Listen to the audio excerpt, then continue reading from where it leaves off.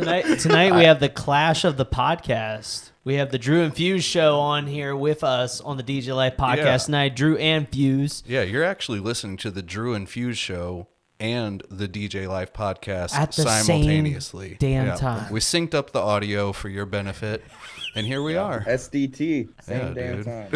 We're that technical, you know. We went in the mic, synced them all. We're good. How you guys doing tonight? What's up? Great. We're good. We're both. I feel like we're both like I'm like running people over to get here. I'm like, Yeah, what were you guys up to? Yeah, what are you guys doing tonight? We had a a manager staff meeting for the two bars, basically. So the one we just opened, and then our other bar. So I was rushing home from that. Okay. Fun. You guys are in totally different states right now, aren't you? So. Yeah.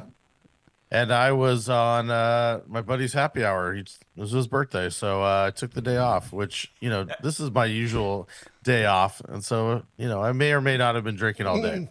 Cheers to that. Yeah. So Fuse was working and Drew was partying.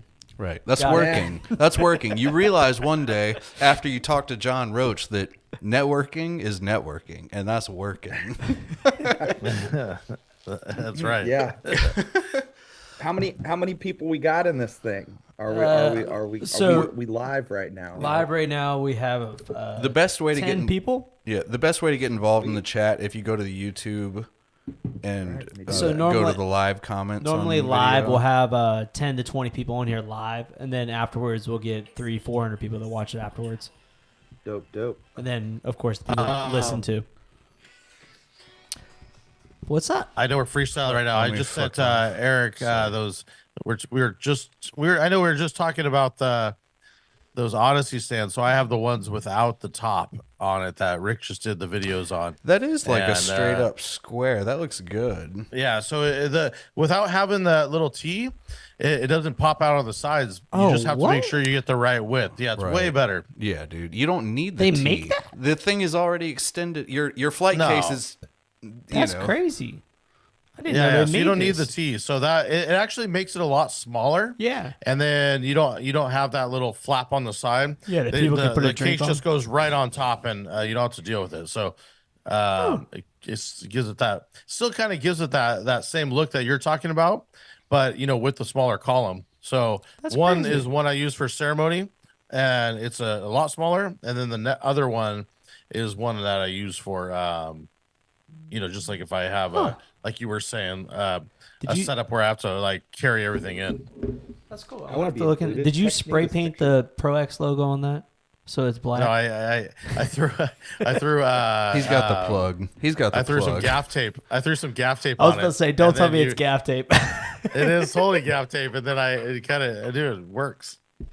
So you thought it was spray paint? See? I thought it was spray. What do you Well, mean? from a distance, but don't tell me that's gaff tape. It's so better. Let me guess. They You took it to the first event, and you were like, "Oh shit, I need to gaff tape this real quick," and then just left it. Actually, I could care less, but I worked very heavily. I used to share a studio with a production company, and the guy that I shared it with, he was not having it. He was like, "Bro, stop! This is the nastiest thing ever." And so he did it. He used to cover up his QSC stuff the same. Really? Like any my logo, God. you, Any you logo. would cover Come up with tape. on. Yeah. All right. That's a little much. Yeah. But hey, it is what it is. Well, back to you guys though. You guys are our guests tonight. Learn a little bit about where you guys came from in the DJ industry in terms of where you got your start. Both you guys are new to our cast, so I want a separate story though. I need one story and then the other story of how you got to even just where you're standing today. So Drew has talked too much already. So Fuse, go ahead. Yeah, we'll start with Fuse. I need a drink anyway, boy. so go ahead. Where'd you get your DJ start, Fuse? I basically started DJing just like basically right after like high school, senior year, right after high school. Basically I started DJing like house parties, and then one thing kind of led to another. All my friends were going into fraternities, and next thing you know, I was DJing fraternity parties, and then there would be like a formal at a bar, and the next thing you know, the bar would have me back, and one thing kind of snowballed into another. And so that's kind of how I got my start is just in that sense. And then, I felt like through the years it was just more elevating, like continually wanting to do more bigger and better spots and all that. You know, I've always felt that, people say you can't make it from like a city like Cincinnati, but to me it's like if I can make it here in Cincy and still be here in Cincy, it's much more meaningful for me. Absolutely. Absolutely. So we'll get to where you both met. But did direct music come before meeting Drew or at the same time? No. Yes. Well, he needs to keep finishing his story because I was wondering where the whole That's part thing- of Drew's story. Yeah, Fuck yeah, you, dude. No, I have the exact same You're story. stepping I have in on exact the same wrong story. No, he's almost finished. Yeah, he was just getting started, but I have the exact same part of the story. Fuse, right. were you mainly doing like bars and shit? Like what kind of stuff were you doing? Yeah, mostly bars and clubs. My first like downtown gig was at a bar called Sully's. My second downtown gig was a college night at a nightclub that was in town. It was called Sweet. It was in the back of a bar called Blackfin. Like the front was like a bar, and then the back was like a nightclub. And those were like my first two downtown gigs. I And used to then, work at a Blackfin. Oh, really? Yeah, That's funny. absolutely. Then when I was 20, I got my first gig. That was all when I was 20. But when I was 20, then got my first gig in town at a place that was called Mount Adams Pavilion, and that was in like 2008-ish, 2009, where I got that gig. And at that time, they were booking all the Deckstar guys. It was like the spot to be like a DJ in town. How old are you? Sorry to. I'm Currently 36. 36. So, Okay, cool. Yeah. Just trying to get a time frame, college to now, you know. Yeah. And I want to just say, Dexter, that was DJ AM's, DJ. I was going to team. ask what that was. I didn't know that. Got you. It's like kind of what Scam Artist is now today.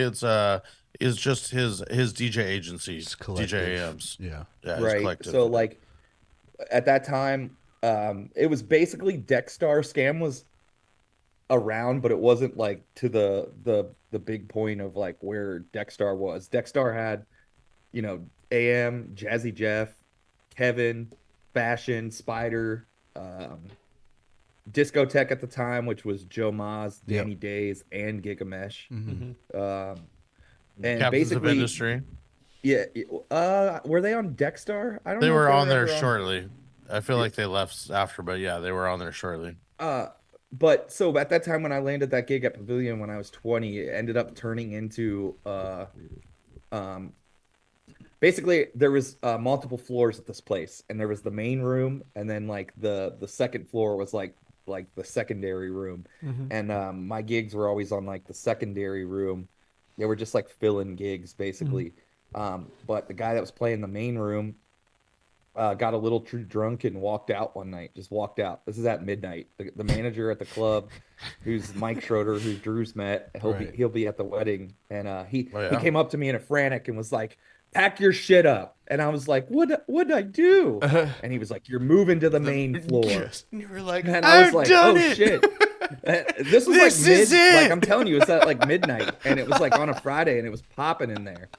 So like Jesus. they have like a CDJ 1000 at the time and two turntables and a TTM 57, and they just had a song playing on repeat on the CDJ 1000, and I had to like run downstairs, plug in, and get set up, and then like rock the party the rest of the night. That's hilarious. That's so funny. Like, Yeah, this but is your because shot. of that gig is how I met Kevin Scott, and like I basically was like, oh, these edits are like what's changing my like making me go from like a shitty DJ to like a good DJ was like DJ edits. Then I was like, well, I need to learn how to like make my own edits to like be even better. And then that's like me and Simo, who's from Cincy, who's on DMS, started making edits together because we were like, all right, if we both put our heads together, we can probably both get on this site, together as one. And there was like Fusemania / Simo edits on the site. And then I've seen Simo's name a bunch of times for sure. yeah, so he's in Cincy. And basically that's how I got picked up, was just because I met Kevin and I was making edits and he was coming through the club, and I wasn't a shitty person. And That'll definitely help, yeah, that's usually what helps a lot of times. That's what I tell people all the time. I'm like, just be a As a good DJ, person. well, for some reason, being a DJ is like, sometimes I know a lot of shitty humans that are DJs. I know a lot of cool people too. Obviously, I mean, you guys are straight, like whatever. But you know what I mean? It's ego. Like I know what you it's mean. it's in my local area. I don't know them worldwide, but DJing everyone locally knows there are 10 DJs that are they're like those fish that attach themselves to sharks and like feed off of the. You know what I DJing is mean? ego. That's how I feel about those people, and I don't like them. Anyways, DJ, yeah, okay. DJing is all about ego. DJing is not all about, but DJing is a very egomaniac space. I mean, I can't even say I didn't get into this because I like my ego padded though. I do. Come on now, It automate has your to- DJ EP. It has to go hand in hand, and that's just me. I really, really like the pats on the back, and the DJ was the quickest route to a big group pat on the back. It's the truth. It is absolutely. Fuse slightly mentioned it there, but he's getting married in literally 12 days, and then I'm getting Yeah. married in 18 days. So Yeah. kind of wow. crazy that we're actually taking the time to be on this podcast. But No, thank you for being We here. got the next 2 weeks off. We're good. No problem. Yeah. Kudos to you because yours is way Yeah, closer yours is than way Rick's. 6 days. 6 days. That's I way haven't done closer. shit. A week in the Like I grand said, scheme. I really haven't done shit. I booked DJ Demand. I convinced him Oh, to drive Demand's to DJers? Key West, Florida. SCE. Oh, that's exciting. SCE I is got- doing I got everyone's Nick- wedding. Nick's doing mine. Oh, wow. yeah. Is he That's- driving there? No, he's flying. He's flying. We Yeah, were literally see? just booking flights this week. Yeah, I just got one of my cheap multi-op dudes to fucking whatever. Bro, I got some pizza and a case of beer for your dad. Yeah, like come on, bro. Do it for 8%. No, I'm just kidding. But okay, so Both you no, guys so that at that balled point out. you had met Kevin and Right. you're starting to get edits out. I'll tell you kind of how it really happened is I had opened for Kevin a few times and I was making edits for the Is he site. still DJing out, or is this like way long ago? I just don't know enough about him. I know who you're talking about, but I don't know So really. this was like probably like 2010-ish. 2011 is like when I officially, I think, became a DMS team member. And I want to say it was 2010. It was like before I was officially employed. I had like some edits on the site and I had opened for Kevin a couple times, and he was in Cincy, and he was like, "Hey, we're having a DMS get together for Jason 2011, B." positive. Yeah, okay, so this was 2011. He was like, "We're having like a DMS get together. Jason B's favorite DJ is Fetty Legrand, and he's playing at XS, and we're all going out. You should come out." And then he was like, "Bring Simo too." And I like called Simo like that night. I was like, "Dude, Yeah. Kevin just invited us to hang out with like all the DMS guys and like in Vegas. We gotta go. And like so that's how like that was when Drew and I first met. And then Drew, do you want to connect them to like your part of the story up until that point? Yeah, what's up, Drew? Yeah, you at? what's up, guys? I mean, I'll recap a little bit real quick to catch up. Me and Fuse have almost a very similar startup. Is I was a guitarist in a punk rock band, and I started. Our drummer broke his arm, and he randomly ran into a guy that ran a multi-op, which I'm actually friends with today, Robert Arthur, with Invisible Touch over here locally. And he ran a multi-op, and he was always looking for new DJs. And he said, "Hey, if you guys want to DJ, let me know."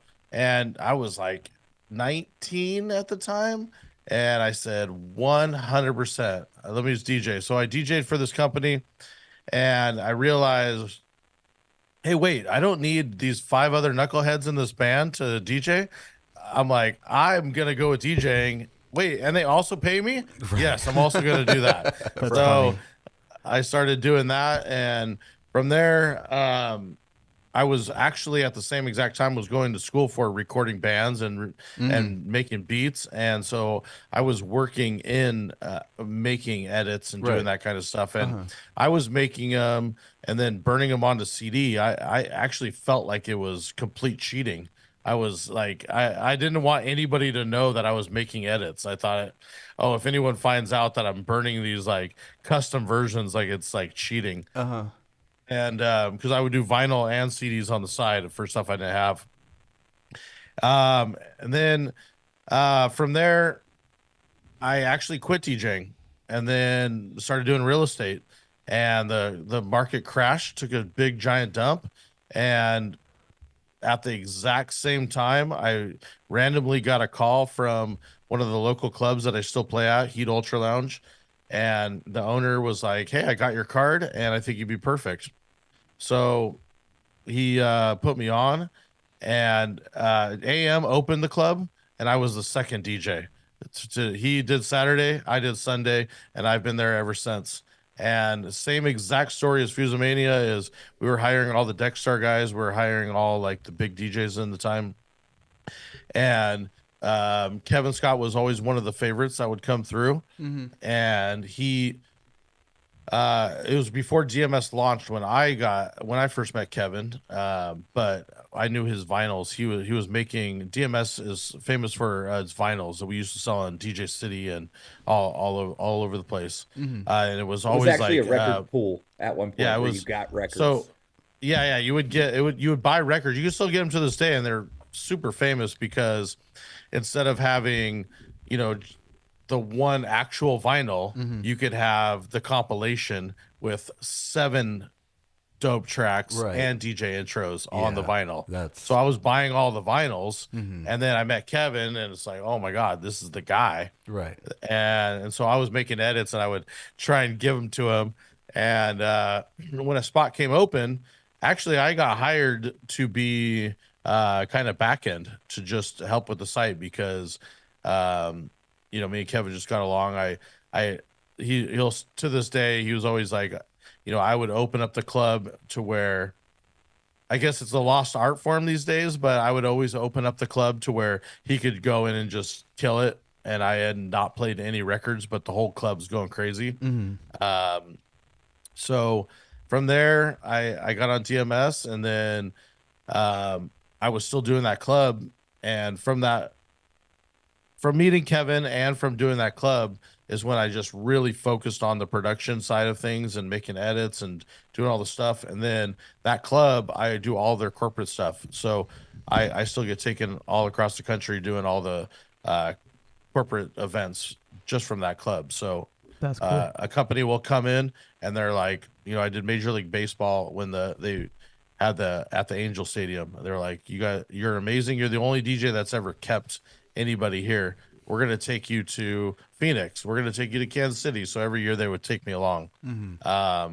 And yeah, it's kind of the basis of how I got started, but very similar story to Fuse. Like Kevin Scott is kind of the big glue that saw that we were trying. You know, I think when you say, I agree with you when you say, you know, DJs are terrible people. I always repeat that. Every minute. There's some caveats. You know how I am. Of course, but I agree with you. Like some DJs are just terrible people.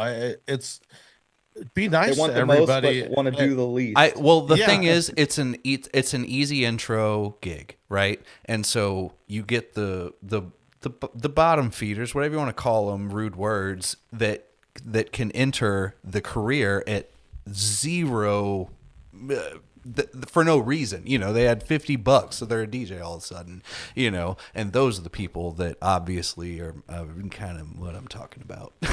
Yeah. No, we totally agree with you. But what I'm saying is he was able to see that, hey, these two guys are actually trying. Right. And so trying I think to push effort, the culture. Anybody can. Yeah. Anybody with effort can get somewhere. So we're both met at the DMS party that Fuse led up to like join it all together. Me and him and but all of the new guys became you guys are really from good different friends. states completely. Yeah. And how is Kevin in the mix in these two different states, or is he just like that? Like, what's the?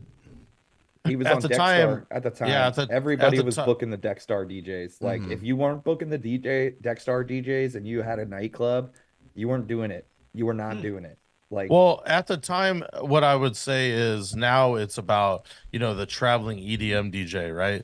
Well, the Dexter guys kind of founded that. It was basically like the Scam and Dexter guys were the guys that were doing all the travel gigs. they were the first And rock star open, DJs, and yeah. AM being the leader of that. Who Yeah. are some scam artist DJs?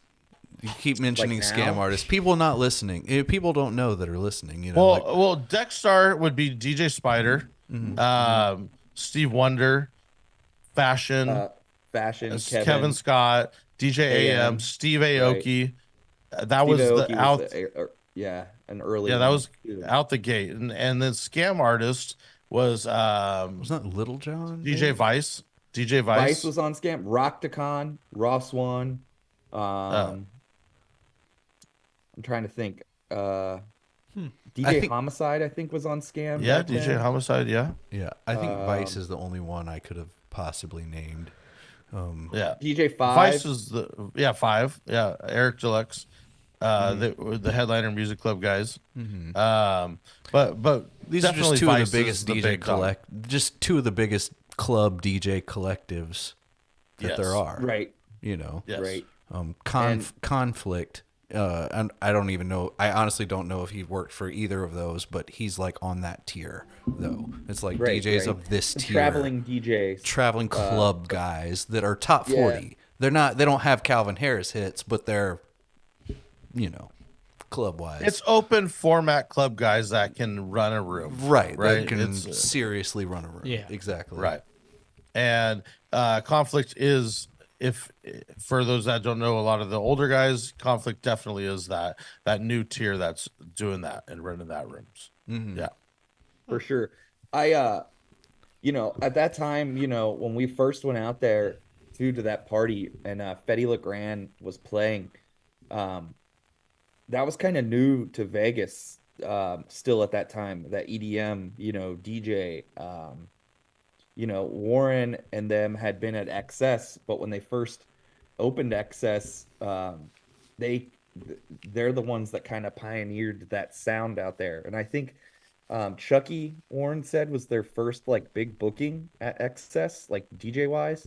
Well, Warren And, Peace is also co-owners along with Kevin Scott of DMS. Yeah, So Those are the two Yeah. owners right there. yeah, so Warren Peace is one of the original openers for Excess nightclub, and he's been in Vegas forever. Warren Peace, super famous, but he would open for Afrojack. Chucky was like Fuse was saying, one of the first guys they ever brought out, and it really started that whole EDM boom once Excess started bringing out all these like highlighting these European guys. Yeah, and it was crazy for us because we were coming from this era of like definitely like where the bottle service thing was starting to like it was starting to transfer, go from being bottle service clubs to like EDM and bottle service. So like it was really hard to get into already starting to be like hard to get into XS at that time. Warren had to message us all and be like, you all have to wear a button-down shirt, dress shoes to like get into this club. Wow. We're a bunch of DJs. So like, Yeah. it's just kind of funny. We all had dinner beforehand, and It's funny how we eyebrow went and saw- raising that did was. Warren open that night, Drew? I can't remember.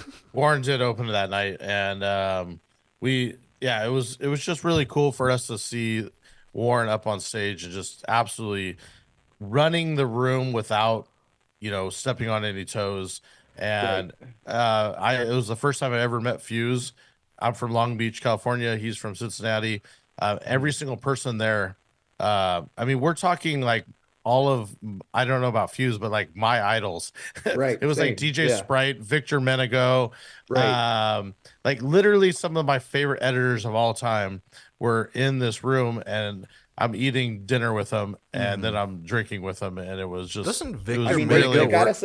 Doesn't It was Victor They got really a table. amazing. Yeah. Is he Victor not worked for Bar DMS at that Bangers? time.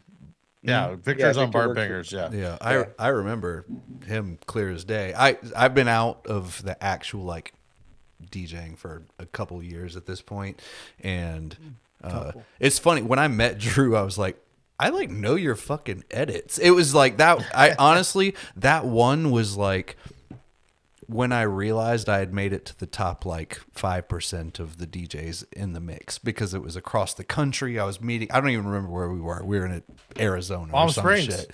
Palm Springs. Oh yeah, we were in fucking California. Okay, it was and right for after me, COVID. that's literally across the country. So that was I really do. That was like a eye-opening conversation for me. I was like, wow. I'm here. You know what I mean? Like this at this point, and it's funny. I mean, that's cool because we're like homies now. So that's It was hilarious. Well- When I was on their podcast, they had me like pull up my Serato. Just what's your top 10 songs or whatever on Serato? And like it was like the top four out of the 10 were Drew edits. like Electric Slide. One is the wobble. The Drew edit. The Drew Pierce edit. Chill out. No, know, literally that was it was like Acapella out of It the was like wobble. Backstreet Boys and shit. It was like all, but they were all Drew's short edits. Yeah. Off Well, of DMS I do. because I'm a I heavy do a DMS lot of person. weddings, and so I was kind of the wedding guy that was leading that Yep. pack at the time. And I Which think makes sense. some people were overthinking, you know, not overthinking, but they were just on the club realm, and I was kind of the wedding guy leading that. Well, but- they were Club overplaying. realm, the They club were- they realm were has overplaying. stepped over, though. You know, at this point, it's still this in the point, process. 100%. It's still in the process of 100% coming this direction. But the club world has stepped into the wedding world, and DMS sees that because I see them at the conventions. They clearly are the only ones that see it because I don't even need to name them. Others, basically, Right. promo only. Okay, duh. They've been but they were the first. They were doing it since the don't get that 80s. started. They were doing it back when it was just a mix compilation, like a That's- Now CD. You know, I think a lot of it's these guys are protecting this image that they want projected of them in their business, and it's like, dude, Oh my it's all a God. bunch of bullshit, smoke and It's- mirrors anymore. No, seriously, God, I can't. The guys over at Promo Only, I've been at dinner a couple times with them. I literally cannot stand to hear them talk about music and like how. Oh my God, it's just I don't know. well, it's annoying. It's to it's move annoying. it forward, It's like- Yeah. what I was trying to do is what I tried to do is I saw that needed filling, and the very first DJ collective I went to in Austin, I met Janai and I met Joe Bunn. Like I didn't know. I had, to be completely honest with you, I had no idea who these guys were. I was sitting across the table from Joe Bunn, and I was wearing a Club Cannon shirt because DJ Donk, one of the original DMS guys who was at that party with us, started Club Cannon, and super OG, one of my closest friends. I'm wearing his shirt representing, and Joe Bunn's like, "Why are you wearing that?" And I'm like, "Cause it's dope." And he's like, "Are you affiliated?" I'm like, "He's my homie. Like, this is what it is." And I'm like, "Who the fuck is this guy? Why is he talking shit to me?" He's like, keeps talking shit to me. He's like talking so much shit, and I'm like, who is this guy with his accent? with his accent, The oh southern my God. drawl, the southern drawl. Joe Yeah, Bunn is he- from 10 minutes up the road from me. Yeah, So but much bullshit. you still don't even have the same draw that Joe does. He capitalizes on that. Joe Bunn, you don't talk like that. Chill out. I love Joe Bunn more than Me- anything. I But hear the you. point I of what hear I'm you. saying is I didn't know who any of these guys were. I walked away from that first convention and I said, this is what we're going to focus on. And DMS It saved started a lot of stuff for us, during the pandemic, like DMS, during the Exploded. pandemic, they didn't cut any of us, and I still think that's awesome that we were able to keep it going and they didn't cut any of us, where that was not the case for other record pools. Yeah. Right. There were a lot of guys that were dropped.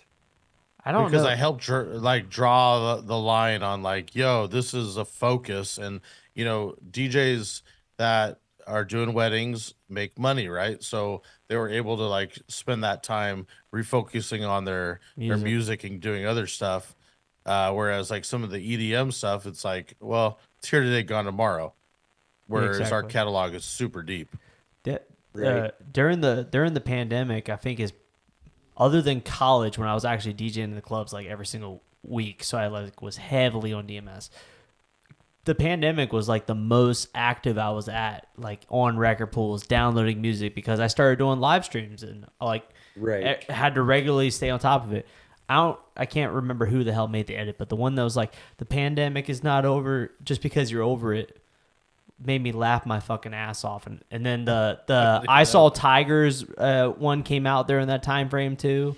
There's just Oh yeah, the Jesus. I don't even know who The made whole them, but Joe Exotic. Yeah, That was a whole that was fucking gold phase. though. that That was was when gold. we all thought that we were going to be out of this thing in 2 weeks. We were Right. like, "Yes, this is great." We're I just gonna literally- binge watch but shows. just on like- I said that Netflix so and- many times. I was like, it'll be over next month. I was like, we just got to hold on for those just a those second. edits like made my live show though, throwing in those random ones like I Saw Tigers shit out of nowhere, and like the whole chat's just dying laughing and everything. And I'm like, I got on drag music. I don't know who made it, but it was fucking funny as fuck. I don't know. Dude, I think back to some of that stuff, and I'm like, God, this is just crazy. I It's think crazy back- that it happened and the different phases Oh of my it. God, like, yes. it's just nuts. I think it's crazy looking back at like what I did during that time frame. Is like, holy shit, we were literally just getting drunk and having fun on the randomly at night Dude, on like, live streams and shit. Like it was just so. I'm like talking to my dad, right? And just talking like finances. We're moving into a bigger house, right? In the next couple months. And I'm always nervous because I'm like, oh, what happens if the world explodes, basically? And he's like, you know, you work in the service industry, you're good, blah blah blah. And I'm like, motherfucker, I have seen some shit at this point in my life. Are you sitting kidding like, me, Dad, Like, you know what we ha- just got out of some crazy shit that was like ending for like you don't even know what the fuck. And I don't know. I like live my entire life like fucking checking my pulse because of COVID. I swear to God. It definitely changed. I was a lot more carefree before, and now I feel like I think about things, and You you know, I'm and back stuff to in spending place. money a little more recklessly than Exactly. I was during COVID. Definitely. You know, but Yeah. it definitely showed me like, boy, I could cut down to like nothing and still Still live, survive yeah. and Right, like be right. fine and It'll have fun. Put and, that like, dollar aspect back into perspective. Yeah. So it's crazy to think like, I don't know. It got me thinking more about just like the simple things. And you know, the podcast, like this, our Drew and I's relationship is drastically changed through the pandemic, you know, and we probably wouldn't be doing what we're doing without it. How did you guys actually like, all right, so, you know, it was mentioned that you met, but like now with the podcast together, you don't even live in the same state. How did this friendship develop? Like, how did this the fuck, bromance how did that start? happen? Or did DMS just be like, you two are the guys? Well, I would say DMS kind of Watch that be the answer. Clicky, Watch that be the that's- answer. And I'm just like, I was just kidding. Huh? It's not clicky. I don't want to say that it's like clicky, but me, Donk, Simo, and Drew were probably all the closest in age. And Well, that's untrue because I'm 10 years older than all three of the guys. You're young I'm at heart, Drew. exactly- We all know it. Come on. How old are you, Drew? No, I'm exactly 10 years older, but I'm basically a little kid at heart. 40 I'm 46? 10 years younger in my mind. You don't I'm look a probably day younger over than- 35. 35. I'm probably younger than I'm mentally younger than all three of them. No, but you're yes. my age, Drew. Don't worry about it. Drew's a little No, party fiend. I know how this works after you're 21. Well- You're my age. It's cool. Well, what I'll say is Fuse is right. We all kind of clicked, and as it would grow, we were kind of making more of the more obscure edits, and I think our mind mentality was more of the obscure edits that we were making, and as that grew, we were always just hanging out, right? And so I had a bigger role in DMS. I had kind of stepped down and I handed a lot of it to Fuse. And in that transaction, me and Fuse became really close because I was explaining him, hey, you got to do this, you got to do this, you got to do this, you got to do this. right. And then we were hanging out at DJ X the first time that we'd ever went. And I think it was like 2020. And with 2020, I hate to go back to this, but I feel that I was there. it was such a learning we were time there. for everybody. Yeah, right? 2020, yeah, we're here. Yeah, it was the PBX, The DJX. Is Yeah. it the same thing? Yeah, right before the pandemic. It was the slower one. No. Actually, no. DJX in Jersey. It was 2021. Oh, DJX. Atlantic Oh, City. 2021. I'm tripping. Yeah, the first Okay. one Yeah, back. yeah, I was wrong. The first one back. All right. Yeah. Okay. Yeah. First one back, and But nothing was I feel- open still out there at the time. It was fucking weird. Nothing like, the what? Casinos were Oh. like Yeah, nothing yeah. was open. Like they don't had it think I went staffed to the that one. casinos. I It was didn't. just weird. 22 was my first year. Yeah, I came back in 22.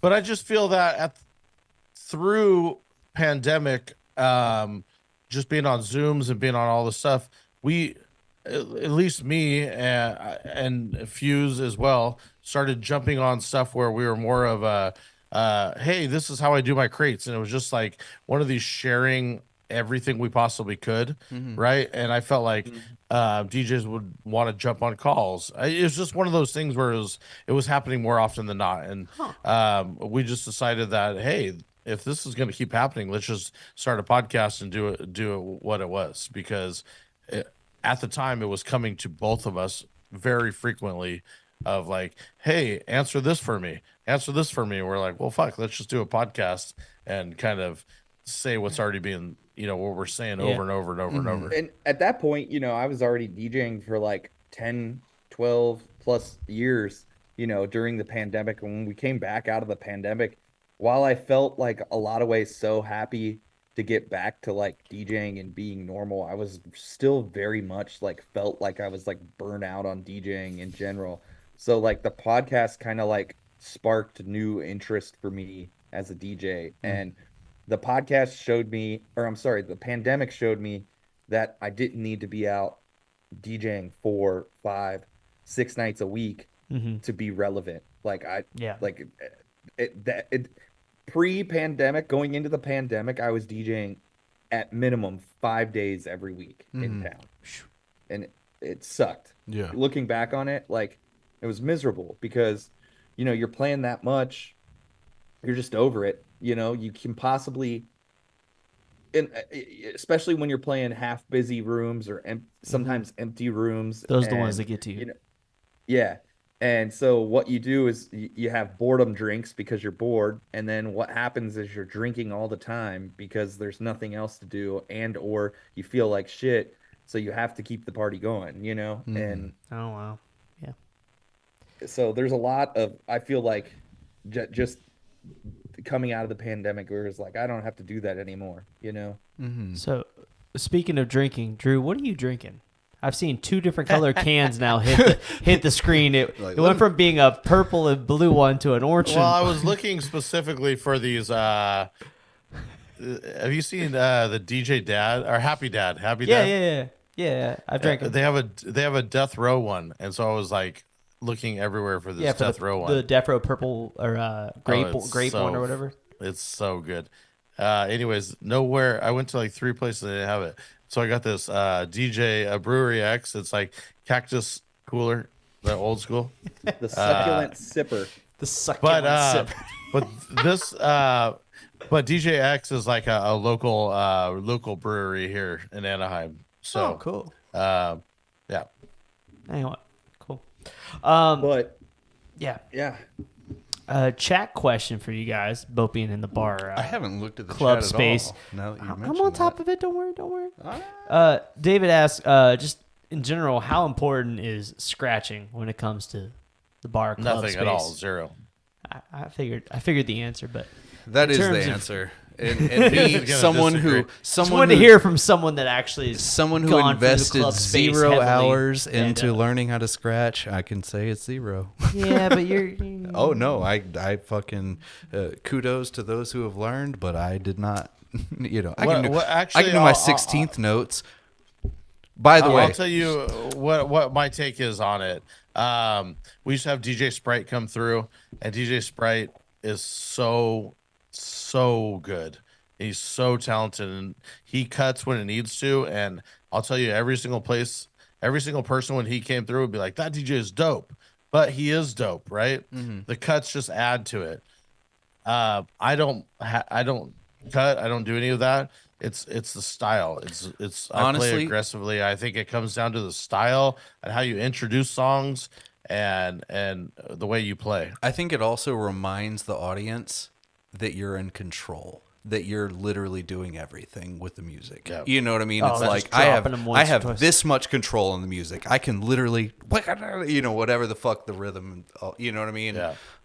Like especially someone who doesn't like scratching. If you do it tastefully, it just reminds you, oh yeah, this dude's still fucking up there controlling this 100%. You know.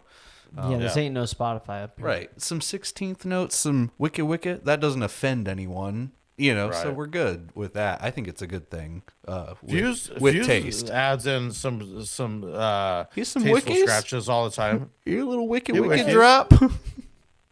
I'm not very good. I wouldn't say. I think I've got like a couple scratches that I can do pretty well, but that's pretty much it. Enough to, if I have to play a solo on the guitar, you know, I can do it real quick just to kind of show off, but I'm not a soloist, if that makes sense. I worked up to 16th note chirps on 140 beats a minute. That's the fastest I can go, and I can't do any other scratch. Literally nothing. I watched the what the fuck is that DJ? It wasn't crazy. I don't know. I bought some DJs, you know, here's how you scratch videos. What's the guy that made all those how to scratch videos? He's like a mix person. He's some kind Ragosa? of no, it's not No. Ragosa. Hubert? He's super Hubert? white, not No, Hubert. it starts with an A, I feel like. Yeah, I really Mixmaster Ace- Mike. I can't He's on remember. It YouTube doesn't heavy. he's still a popular. It doesn't matter either way. So I learned that much, and then I just fucking was like, nah, this is impossible. Ragosa, prime example of just like how good you can get though. You know, I'd put him up next to pretty much anyone I can think of. But If you're look gonna at Ragosa. Oh, go ahead. Finish. I was just gonna say, if you want to whip your balls out on the table and show everybody how big it is, like scratching is definitely the way to do that. But Definitely. don't be shitty at it. Yeah. You gotta be good. Oh, well, I have the tiniest balls in the room, so I of course will not whip that out. Right.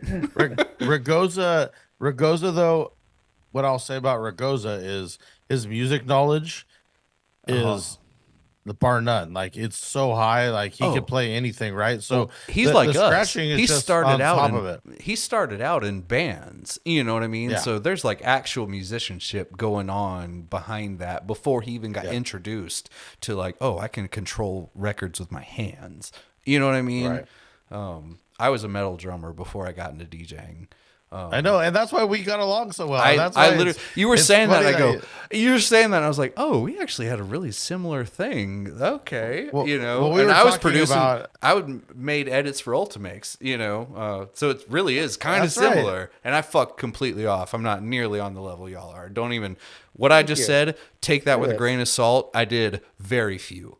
Do not fuck with that. Your dad's a legend Yeah, too, right? but I'm Like, not that. yeah. I'm not him, So and good. I'm just saying he is a totally different. All the time, I remember when the song "Turned Down for What." I know that's a stupid whatever, but it had just came out. No DJs were playing it, and my dad was like, "You need to be playing this song." I remember him being like, "This song is gonna be it," and I was like, "Dad, shut the fuck up. You're 65 years old. You're old. Shut up." And he was fucking right. You know what I mean? And I mean, now we're looking back at "Turned Down for What," like, duh, but like. At the time, I was just, I can't. He is from a culture of reading the crowd before the crowd knows what the crowd wants. You know what I mean? And I am not from that culture, and it's a skill that I don't have. I don't know that that's totally true, but I think that's us as DJs. You should be able to hear it and be like, "That's a hit," you know? Yeah, Well, each year, less and less hits are now coming out. But you know, I don't know any of the new stuff, honestly. I mean, like, So everyone's in Because there is agreement none. that actually is happening. I'm not just getting older. my lawyer friend actually just texted me the other day. He was like, "Do you know what Ice Spice is?" And I was like, "I've heard of Ice Spice, but I don't like. I know she's famous, but I don't know." And he was like, "Listen to this fart song." And so I get on Spotify, and I was like, "Wow." I was like, I mean, I hate to say it, but I can see why people are listening to it. But I don't. I mean, of course, I think it's ridiculous. It's like, oh my god. I'm just glad to hear other people saying that less and less hits are coming out every year. Because I feel like since like 2012-ish, 2014, 2012, maybe 2018, it's just started to like. I just love having an okay boomer mentality because as soon as I can apply that to what I just said, I'm going to step back and be like, okay, boomer, shut the fuck up for a second. Seriously. You know? What I want to say is hits are becoming hits in different ways. Okay. So you see that movie Saltburn make Murder on the Dance Floor become basically the most relevant song of all time. A 2001 song is crushing the game, right? And it fits right in specifically with what we're playing. It fits in with Dua Lipa, fits in with Flowers, it fits in with everything. It's the perfect song. It doesn't matter anymore, which is also what makes me really happy about where music's at right now, is because if we were only relying on what we're saying is like no hits, right? Nothing that's coming out that's sticking, then we wouldn't have any new dance songs, right? True. Yes, that songs are recurrent, but it's also new to a lot of people, and it's making a lot of people happy. And so for me, the fact that we can like reinvent and reintroduce really like good classic songs is so much better than where we were with just having like where we're at today, really, with the skis and whatnot. What's your take? Drew. What's your take? Because My I have a take is question too. The coolness factor has taken over all of pop culture because of social media. In terms of like, people will do things because they're of the look, right? Yeah. They want the look of being cool. So they listen to music because it's cool. Like, they don't listen to, I'm not saying Drake's bad. I'm just using it as an example. I got you. Like, they're like, I listen to Drake because Drake's cool. Yeah. And it's like, they don't even like the shit they're listening to, right?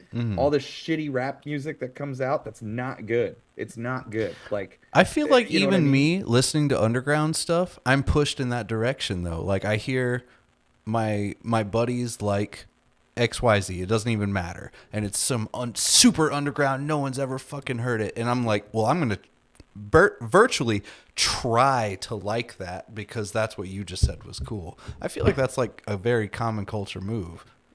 Maybe just enhanced from social media, but I will publicly admit that I do that today with metal bands that you've never heard of. Like, I just do. And I like them, but it pushes me to try to like them. I give them that initial opening more because my homie just said they were cool or whatever it might be. But I think too, with that, like the concisive hit as we know it, because radio, it used to be radio and like the Billboard charts were everything. Yeah. But now because of, Spotify and Apple and, radio sucks and everybody consumes music, from YouTube and this and that, TikTok. There's no like concisive hit anymore. It used to be radio drove. Right. Yeah, radio created. new What music. was radio created. Right. Now you And can there isn't reach a that hit anymore. by like 20 million different criterias. Ben Shapiro. Right. A great example. That's whatever the fuck Ben Shapiro and Tom McDonald.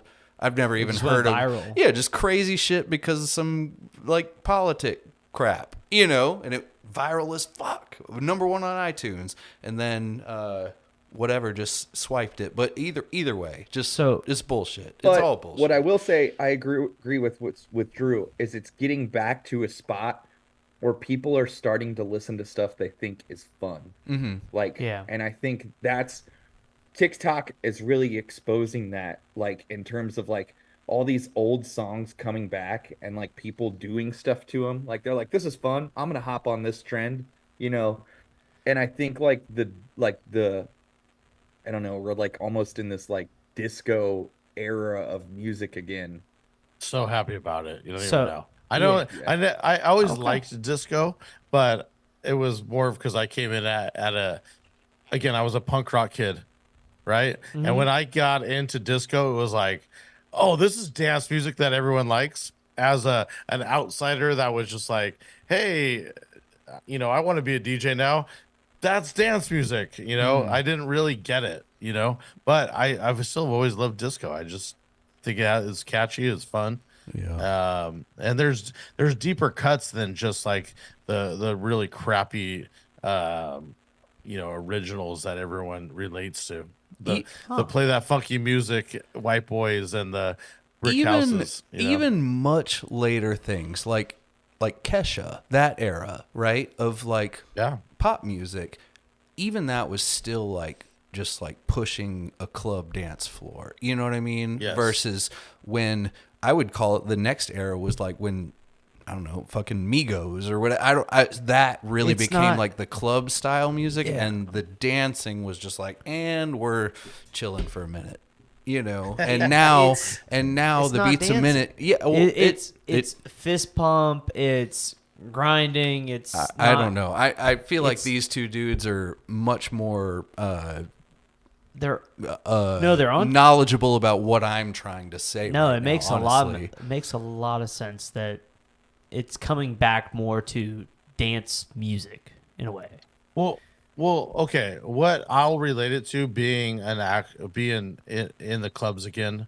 I've dove back into the clubs, taking a little bit of break from weddings, and what I'll relate it to is the clubs themselves.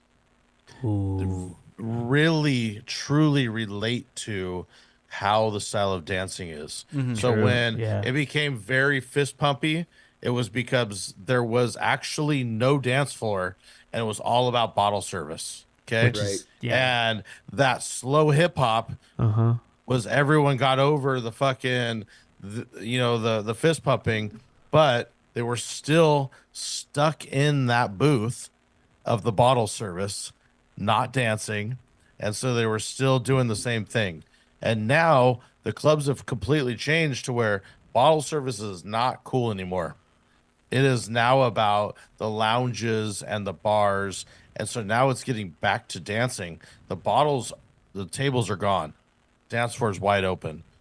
It's a totally different vibe. Like, Yeah. I truly just watching it over, like being a DJ for as long as I have, I'm just saying that the actual club is changing and the music is changing with it. So Yeah, where are you seeing this at? Because I'm just asking from the perspective of what I've seen only is the whole like more and more booths. So this is this like right on the cusp right now of like this is the new change I would say that's it's happening? on the cusp. I would say the spots Drew's playing in LA are definitely what's cool right now. And Yeah, we're Yeah, starting to everyone see listening, you got to keep them in mind, pop up. Drew is in literally Los Angeles. Well, because like to speak to Drew's point, I was just in Miami about a month ago, and I noticed that with like the tables closest to the dance floor were more open to the dance floor in terms of they didn't like they were like wide open to the dance floor, so like the table was also part of the dance floor in a way. And I was like, that's so bizarre because I feel like most people that would want a table would want this exclusion, but like it was like the biggest, highest rolling people were up there for the status quo of like involving the whole dance floor. So No, I do think- bottle service clubs. I just did like a Heat is one of, like I said, one of my main clubs, and it's got the flashing lights. It's got the whole bits. It's what you would consider a Vegas style club, and even them are slowly like trying to like adjust and change to this stuff. But my two main clubs are lounges. I mean, one is based on a house. If you walk in, it looks legitimately like a house, and that's what's going is like they're just different styles, I'm right? excited. And it's now more focused on the dance floor. The bottles, you want to be close enough to the dance floor, like Rick's saying, so that you can walk on it and you feel part of the party. But the party is on the dance floor. It's not Yeah. being in this exclusive booth where Right. you're just kind of like, oh, I'm enjoying my private space. I'm Yeah, enjoying you my can- it's my still- Snapchat view. Right. To Yeah, Snapchat you the can party. still enjoy your private space, but you want to be in the party. Like it's about being a part of the Right. party. Well, what a great thing for us. you know, It's- and all the club DJs of the world. I'm excited if that's great. actually what I'm excited just hearing what Drew's saying. I mean, that's what I want to go back to Vegas and see that. I don't want to go back to Vegas and see the crazy. I don't even really care to be the DJ of that. I mean, that's great too. I mean, fuck yeah, but I just want that to be the atmosphere. Yeah, same. It's hard. I get torn, and I know Drew will feel the same way. But Drew and I have talked about a couple things. One, how the new generation, it's cool to be uncool. It's like why dad shoes are in and all this stuff, and the music's changing. But also, there's a part of me, I don't do bottle service clubs right now. I do 2 bars, and they're party bars, you know, and there's a part of me that misses running records in a club environment that like you don't have to worry about people dancing. You're just playing what you think is like cool. Like a part of me misses that in some ways because it allows you to be a little more loose with what you play versus when you're playing like a party bar that's like very dancey driven. Like you can't, You have to be on top of it. you can't. Yeah, you got to be on top of it. You can't experiment as much because Right. there's a little bit more risk to reward there. Yeah, I So mean, I miss that somewhat. the that DJ bottle sets service that I stuff. played, honestly, my most fun DJ excited. sets in my entire career. So stupid sounding, but it was at a bowling alley because it truly did not matter what the fuck I played, and they loved me. And I would Yes. I would bust in literal breakdowns of metal songs I knew with mixed into punk rock throwbacks, like deep cut punk, you know, not Blink-182, you know, and it was awesome. Oh my god, I had so much fun. I'd play like 250 tracks in 4 hours because I was so Red Bulled out of my mind jamming, you know. Well, one of my favorite gigs, and well, 2 things. First off, that's why me and you connected because we were talking about punk rock in Palm Springs, and so that's why I remember like really hitting it off with you. But at the same time, one of my favorite gigs that I do is at this place called the Bungalow. It's on Sundays, and everybody is outside. It's just like this vibe, and I'm just DJing a vibe, and people come by to go to the bathroom, and they're like, the music's amazing. Yep. And you know why? Is because I'm not catering to the dance floor. I'm just creating a vibe. It's like you're liking it because I'm like, hey, this is good. And you're just going, oh my God, everything that is happening right now is really good.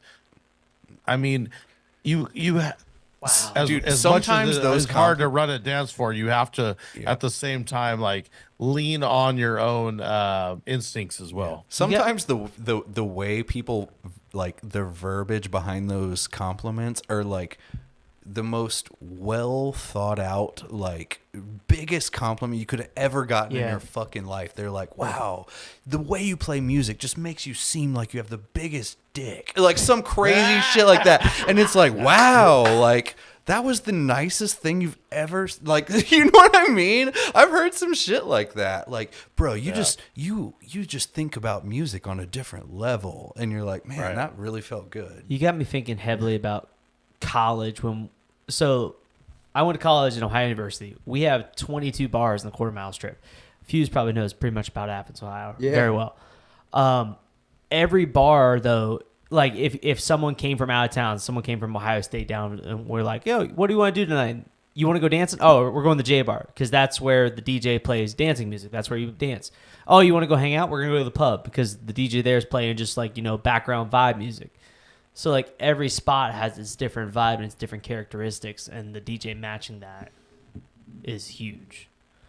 But I'm just excited if clubs are going to get back to more dancing because I think it's going to happen. I've been getting so pissed over the last few years of, like, this whole, like, more and more booths, more and more bottle service, and I'm like, it's just getting more and more and more expensive, in my opinion. Well, I think and less fun. Cool things are becoming, the more like that this younger generation where it's cool to not be cool is like, yeah, fuck all that. Like, I'm good on that. Yeah. I'm gonna wear my dad New Balances and my fucking short shorts right. and listen to what I think like, is good, not what you yeah. told and me make to fun like. of all those people spending thousands of dollars on a fucking bottle when I'm getting a drink over here for $10. all of the places that I play, there is no dress code. You know, you can roll in with whatever you're wearing. There's no dress code, and it's Dress code seems to be very lenient. At yeah. least One it's of more and more. my sure, favorite because less places to people- play is like a house, and it's like a house party. You roll in, and it just feels like it's a house party. It's like decorated identical. As long as you don't look like a fucking bobo off the streets. That's what I was just gonna comment on. It is crazy because, like, you know, both of the bars I play at, we really don't have a dress code. And I'll see these like bros come in like fucking sweatpants and a sweatshirt, and I'm like, you're expecting to fucking pick up some chick like this like tonight? Yeah. Like, you're basically just like, I just came here. Yeah. You know, You just like, let them learn. I'm just here. You just let them learn But from yeah, experience. yeah, exactly. It just blows my mind though. I'm like, Yeah. Well, so we're 10 minutes past, by the Yeah, way. we are. So we're going to wrap it up. But I will say, like, this year, what my goals were literally, it's funny that we're talking to you guys on this podcast because I'll call you guys real DJs, right? And most of the people that we talk to on this podcast are much business driven, and they're not they don't have the backgrounds y'all have, in a nutshell. They're not You know as what I deep mean? into the music. Well, They're not as deep into the culture. true The niche of the DJing DJ culture. a nightclub culture. You know what I mean? That's a different entire everything. You know what I mean? I think to be well rounded, you need to have a little bit of both. A Yes. million I really- percent. Absolutely. A million percent. And honestly, something funny that I tell people is I think everyone should DJ in a strip club to truly see the worst side and truly I believe appreciate him, your though. gigs. I believe him though. Yeah. Anyways, but my goal I'm agreeing. my goal We for would this get that year job. my goal for this year was to get back into the studied. realer side of DJing and like re-experience the fun, you know, and why I'm in this to begin with. I want to hear everyone's what their next, just whatever the future goals are, you know. So my you want to future ask them? goals? Yeah, anyone. Drew, go for it, Drew. I'll start. Everything you just said, I've actually, you know, so Daft Punk released their last album in 2013. It's now 2023. What they say, if you really listen to some of their interviews, it's we had to go backwards to go forwards. And what I'm doing this year specifically, my life changed. I'm getting a divorce. I had some other life changing things happen to me, and to be honest with you, I'm like, you know what? I want to restart what made me fall in love with DJing, and I want to restart being talent. Right? It became about business, and I hate that Yeah. so much. It's made me hate my job. It's made me hate what I do.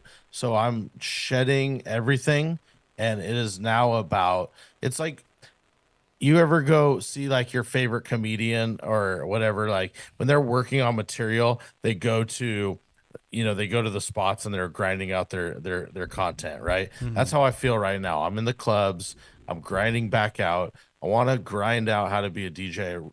Currently, I feel like I'm a better DJ than I've been in a long time because I was just so stuck in private events and so stuck in my head. And now that I'm like almost only doing clubs with a couple of corporates and a couple of privates, I feel like I'm at the top of my game. And so I want to get back to being at the top of my game and just being a really, really good DJ. And then the rest I think will follow. So that's where I'm at. Fuse? That's good. I feel like Drew grew up a little faster, I think, than me. Well, he's also a little older. So, you know, he had a kid, he had a wife. You know, I think it's, you know, when you're in that situation, you tend to have to make decisions that are best for like for family and, you know, becoming more of a businessman. I remember the first time I met Drew and I was like, damn, this guy's like balling. He's telling me about he makes this much at this gig and like this thing. And I'm like fucking measly playing for pennies still, you know, like, and so for me, it's like the last couple years I've kind of while I'm still in like the trenches of DJing because I basically play at bars and clubs. I just recently stopped playing at a club, our club, but that's a whole nother story. Um, I feel like for me, it's more about just like I just want to keep elevating. Like I just the guy I work for now, we just opened a new bar that I'm a partner in. That opened back in September. So my goal for this year, that I keep saying, is like I want by the end of the year to know where we're gonna open the next space, like the next bar. And um, last year I did the stuff for the Reds. I'm doing that again this year, Nice. and I just want to take on things that I feel like I've earned, you Mm-hmm. know? Um, it's really hard sometimes to see other people get things in your market where you feel like you're like, that guy is a, I'm not saying that they're like a nobody, but he's very undeserving. And Mm-hmm. it's hard sometimes to see that and watch people's careers like blow up when you're like, dude, I'm the one that's been out here like grinding, Grinding. like Right. Yeah. servicing and giving back to the DJ community. Like that's how I see like making edits, doing podcasts. Like I'm not just taking from this industry, but I'm giving back to it. Mm-hmm. Like, and I think that for me, that I just really want to focus on getting the stuff that I want, that I enjoy, and that's gonna make me not only like a better DJ, but just a better person. Like I just want to focus on leveling up. This is really nice. This has been really nice. I actually might have to like start just like dwindling in edits again, just like personal edits for I personal fun reasons. I did a couple well, and they're the easy ones, you know. It's no remix, but I used to have so much fun doing just what I bullshit. want to say is, I feel like to really level up at any stature, any DJ that I see, where I'm like, oh shit, that was dope. I feel like they're making something custom themselves, Mm-hmm. and I think having just, I'm not saying doing full blown remixes or mashups or any of that. I'm saying I don't even do that, right? I Mm-hmm. do basic edits. But It it's doesn't have to about be a remix. reintroducing it. Exactly. Yeah. No, it's about reintroducing the song in a way where In a it's like, different way. does the chorus come in here? Do I cut this part out? Do I make the, like, how do I make it right? Right. And I think Just any make it new DJ again. that's However you like, approach that. Yeah, exactly. yep, Fuck yeah. any DJ that's gonna level any little tiny bit, I really feel like you gotta attempt to like just dabble in making your own stuff. Yeah. I really just like to see everyone's perspective because like just the term DJ these days is literally that doesn't even say anything. It almost is like you may as well have not told the person your career at all, you know, and there's so many Oh my routes God. you can take I to hate pay your telling bills. people what I do. Exactly, you know, and I have people like, so I go to my doctor visits or whatever, all the nurses like know me and they're like, oh, DJ, like talking to me like acting like I go do big events and stuff, and they're like, "You've been anywhere cool?" And I'm like, "I'm a lame person. I have a fucking desk job. Like I don't do what you're talking about. You know what I mean?" And they just, well, they think the word DJ is, you know, what you're talking about and shit like that. It's just cool to see you can truly pay all of your bills in so many different pathways of the term DJ. It's cool. Yeah. It's sick. awesome. I love getting to chat with different people. The podcast is really, and as I'm sure for you guys, where it's like it's really opened your eyes to like different ways of thinking about things Definitely. Oh, and yeah. doing It's helped things. me with business. Like the stuff we're on here to help other people with, it's helped me with. So like it would only make sense. Yeah, if you can cut the cookie of like there's different ways to make money as a DJ, but even like in our sphere where we're doing mobile events, there are so many different unique ways that these other business owners running multi-ops and stuff are making money in different ways, like where the DJ just shows up and there's a whole setup crew involved that does it separately versus the DJ showing up with an assistant and helping out, or the DJ showing up by themselves instead.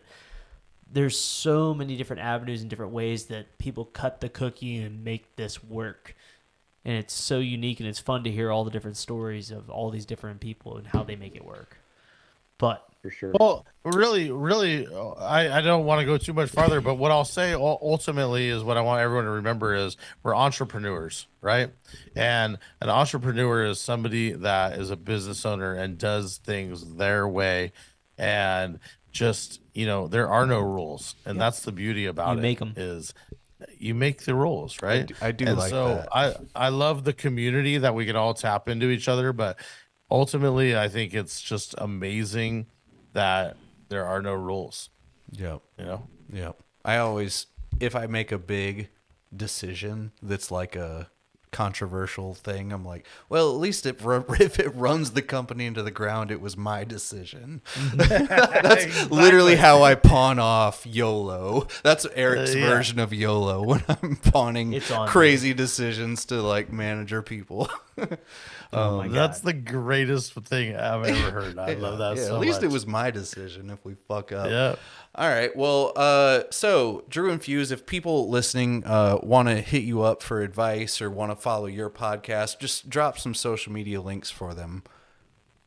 Like how can people find At you? the Drew and Yeah, Fuse Show. where is your podcast? I don't know if people are Basically, Drew and Fuse Show everywhere. DrewandFuseShow.com.